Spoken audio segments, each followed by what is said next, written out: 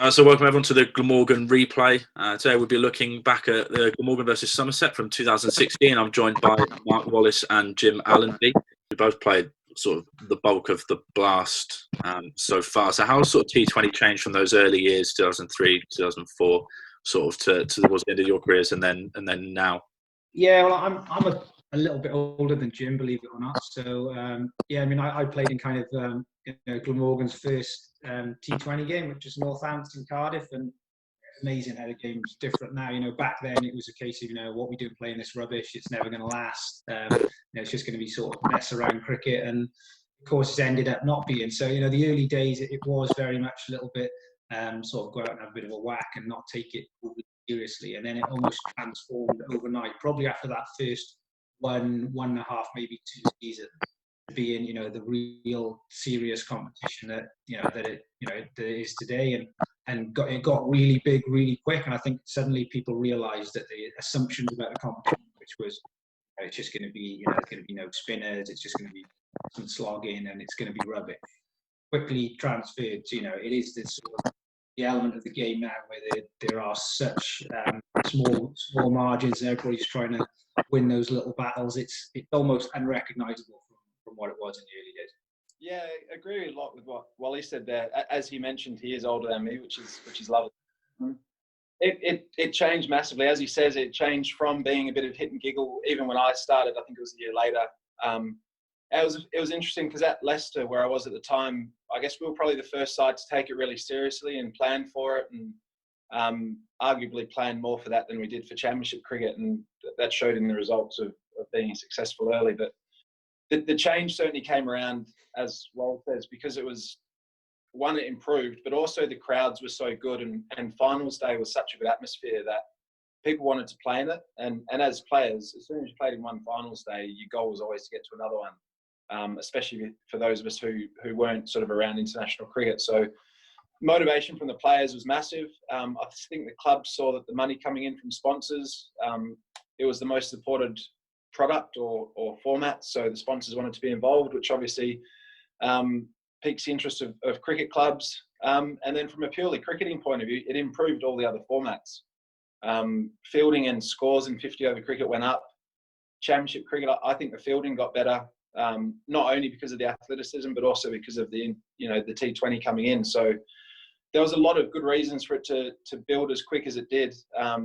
There's the money side of it, the crowd side of it, the actual quality of cricket has got better and better to a point now where, as Wally says, it's unrecognisable from how it used to be.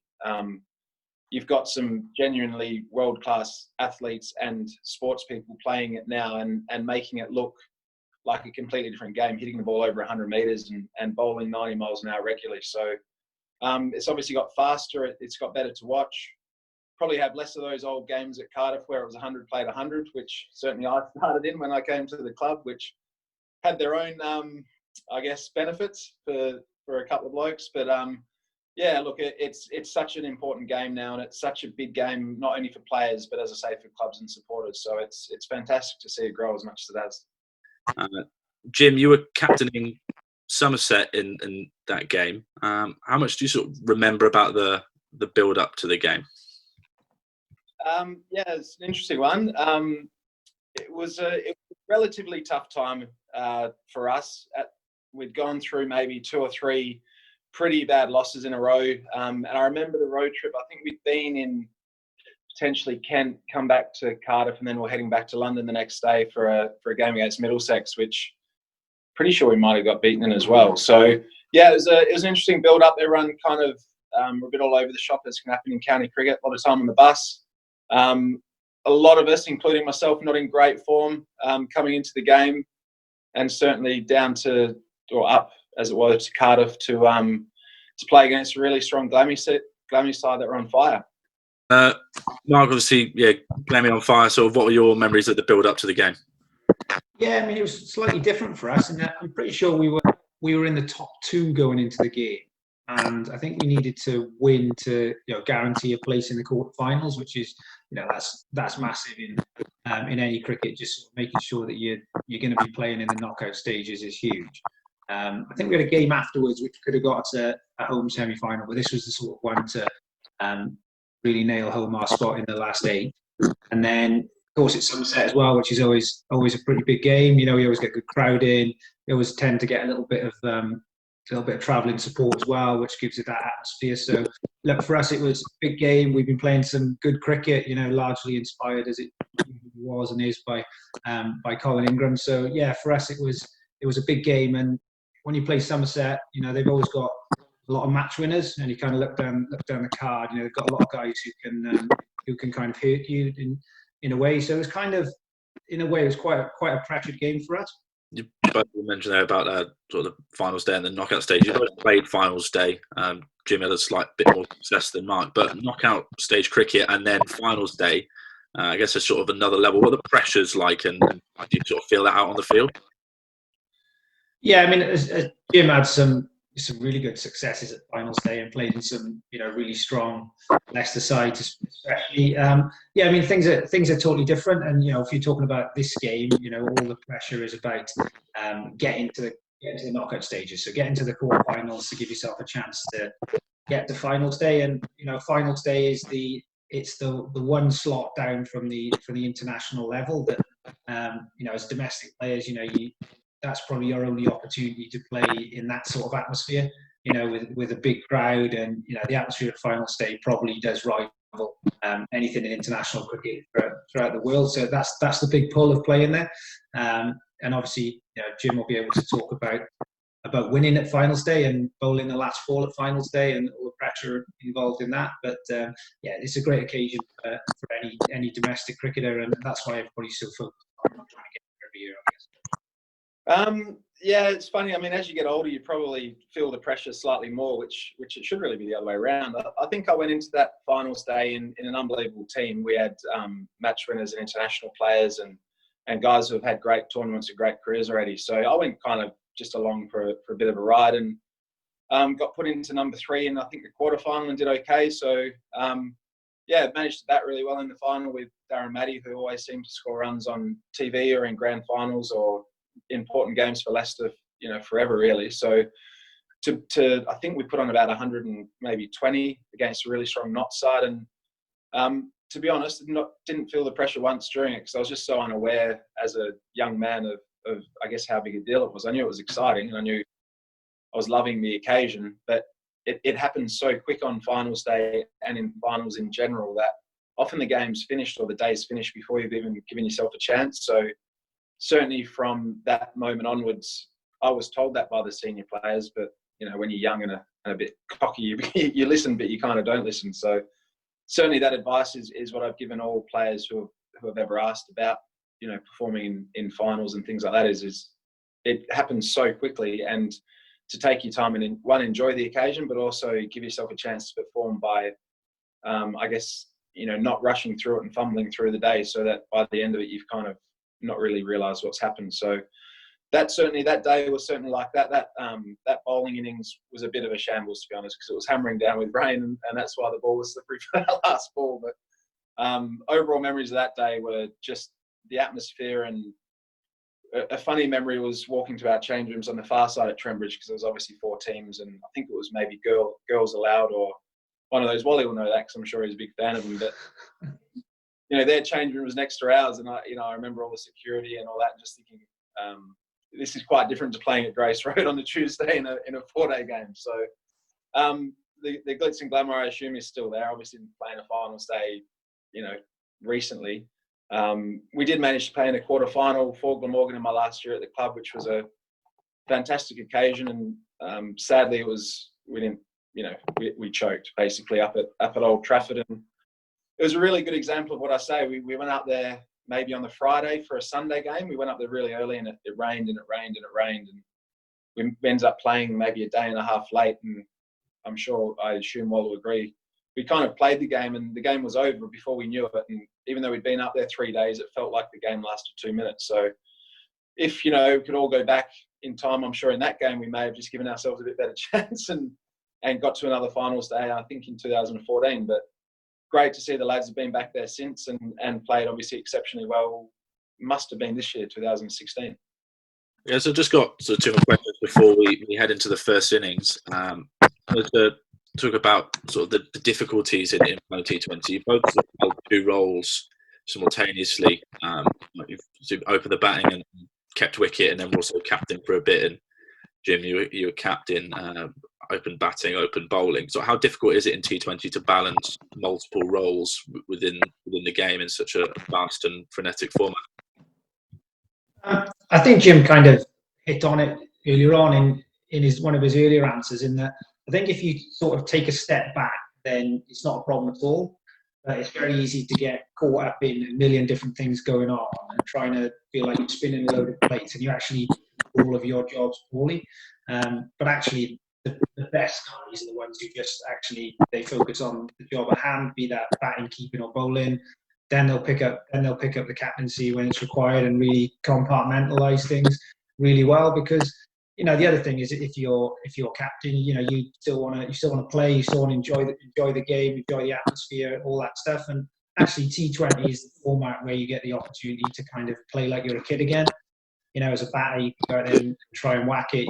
You're trying to affect games and make dismissals and just kind of enjoy it as well. I think where people don't quite get T20 right is they get caught up in all the preparation, almost take it too seriously and forget to actually realise that it's the one format where you are an entertainer. You're kind of being part of the show, so to speak. And I think the best sides, when you see them play really well, it's because they are going out there, they're winning games because they're playing to their absolute maximum, because they're enjoying it. There's very few players who are successful in T20 who don't really enjoy it. It's guys who there's an opportunity to kind of express themselves in a way. So is it difficult? Not really, only if you want it to be, I guess. Yeah, absolutely. He, Wall obviously got to play many different roles at the bat for Glammy over the years, and obviously did exceptionally well with the gloves as well. But just touching on the captaincy point of view, I think T20 is a fantastic game, and as Wall says, it's great fun and should be treated as such. But the thing when you're captain, I guess you're only actually as good as the guys who are actually bowling out there, or the fielders sort of keeping their eye on you and things like that. Because nowadays, with it being maybe 75 minutes, I assume it's still that. So the game happens so quickly, you need a lot of support from the team around you and the bowlers around you. And I guess as a captain, you can often get a little bit flustered or, not stressed, but you can get a bit sort of worried about what everyone's doing, rather than, as Wall says, sort of focusing on the job at hand and trying to obviously give the bowlers and the fielders a bit of a heads up about what's going to happen next. But the best sides, and you'll see in this game, going to this game against Glamorgan, the two best opening bowlers in the comp, everyone knew their role. I knew as an opening batter, they were going to bowl the first 4 overs. Then you had Tate, because Stain wasn't there, was going to bowl back into the power play. So, some role clarity is huge for the skipper. And as Wally says, if you get that stuff right in prep, then the game can often take care of itself and you can really enjoy it. But he's right about sort of compartmentalising the player from the captain. And when you're batting, you really are. You're batting to win the match, or you're batting to a scenario. And then when it's time to either at the toss or pre-match or mid-innings or end innings, that's when you sort of become the captain again. And speaking from experience, it can really affect you both ways. You can do really well because of it, or you can, have a bit of a dive in form. And I think you'll see in this game coming up that I was probably the former, not the latter. And it was a tough side struggling, and you feel responsible for the results, and you feel for 10 or 11 players and their performances. And it really is important that the best captains in T20 can also separate between their sort of on-field skill execution and their, I guess, planning and preparation and getting plans right on the field. And I guess that's what the best can do. So just before we head into the Somerset innings, we're about to see a Friday night T20 atmosphere at Sophia Gardens. Jim and then Mike, what was that like to play in? Yeah, the Friday nights at Cardiff at Sophia Gardens are unbelievable. As I say, in my sort of early time at the club, we played on some quite low-scoring games, and after a while, we had some great crowds, and we had Sean Tate, and I think we won our first 3 or 4 games that year, and crowds were great. And then we saw, I think the next year it went up to 14 games, so it did sort of dilute things a little bit. Not sure if I'm allowed to say that well now that you're a director of cricket, but you know, the Friday nights against Gloucester or against Somerset, or you know, when you had a really good overseas player, they were fantastic. And the crowd in Wales, of all the crowds, and I'm not just saying this, they just want to see good cricket. They're not sort of as parochial in that they won't sort of spray you if you're not doing well. They'll always just want to see good cricket and people having a bit of a crack. So the support you got as a home team was different to others. It wasn't quite as intense, but it was always positive. And that certainly was felt by the players. And I know, I think it was maybe 2012, I think I had a year as skipper in the comp. And the thing that all of us as players says, we wanted to play on good conditions with small boundaries because we wanted to entertain the crowd. And as Wallace says, T20 is about entertaining not only the crowd, but yourselves as well as players. And I think for me, that was a really big turning point in the club's sort of T20 performances, was that, I guess, was a decision to play on wickets that had a bit more grass on and came onto the bat better, brought the boundaries into like 50 yards, 60 yards at times, which obviously upset the bowlers, which was fantastic. But the games got better, and we didn't necessarily win straight away. What we did is we played better games of cricket, and the players improved by being put under pressure on first-class international quality surfaces. And that also then brought the crowds in, and we played some absolutely cracking games of cricket. I think there was a game against Kent maybe in 2013, which we played exceptionally well. Somerset, I reckon, around the same time, we had a great win by maybe 9 wickets at Cardiff, and we had good crowds. We played good games of cricket, and I've no doubt that led to some not only better crowds but also better cricketers who are now performing exceptionally well for Glammy. Yeah, I kind of echo what Jim said there as far as, yeah, you know, the crowds at Glamorgan, you do get that, you know, that passionate support, which is, you know, at some places, every ground's got a different atmosphere around the country. And I think Sophia Gardens has kind of got that atmosphere of its own. And, you know, looking at this game, you've got side who are playing well, playing entertaining cricket, then, you know, we were certainly going to get a crowd in that were going to, you know, give us that full support, and also the, you know, the caveat of, you know, if we won, you know, securing a place in the quarterfinals. And as far as pitches and conditions go and the ability to entertain, you know, this was a game which was played on a good pitch. You know, we had, for this competition, we had Dale Steyn for the first part of the competition, and Sean Tate as well. So, you know, you don't sign those two and then play on slow wickets. You know, the idea was to, you know, sign those two, play on as good a wicket as possible, and then, you know, good luck batting against those two. So yeah, there was certainly some pace in the pitch, which is great. And, you know, crowds want to come and see somebody like Sean Tate. They're kind of once in a generation players, those guys who can come in and, you know, just wow you with something visual which you can see. Wasn't the best of fun, sort of keep wicket to it, and certainly I'm sure not standing there trying to bat against it either. But yeah, you know, conditions play a huge part. And, you know, if you look at T20 around the country, if not around the world now, you do tend to see it being played on some